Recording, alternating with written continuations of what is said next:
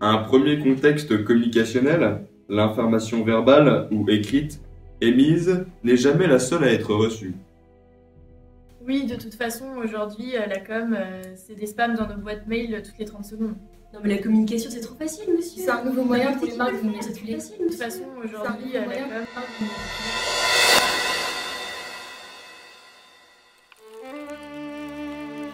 Dès les origines du monde, 5 sages scellèrent les 5 valeurs fondamentales de la communication dans une boîte. La boîte de Commodore.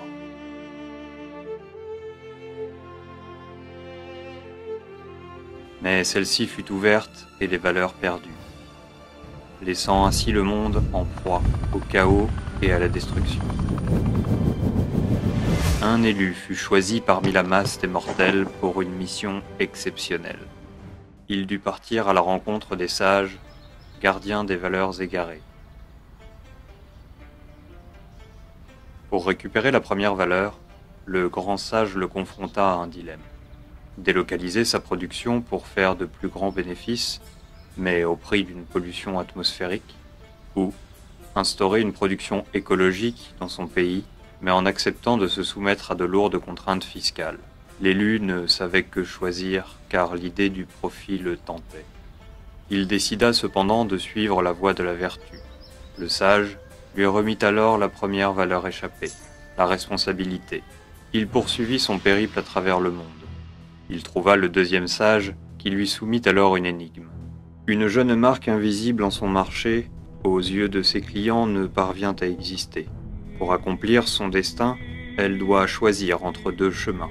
Le premier est celui des ancêtres, traditionnel et sécurisant. Le second est celui des vrais aventuriers, novateurs mais risqués.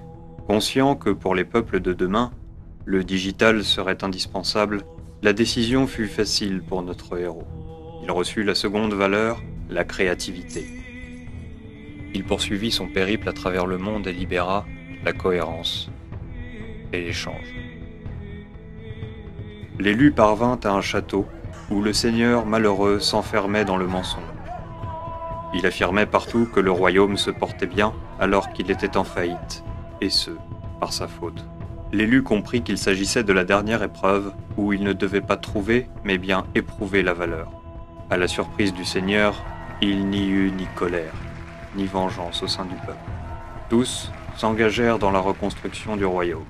L'élu reçut alors la dernière valeur, la transparence. Ainsi se termina l'aventure. L'élu, désormais empreint d'une immense sagesse, referma la boîte. Cette fameuse boîte de Commodore que nul ne devrait jamais rouvrir. Écoutez,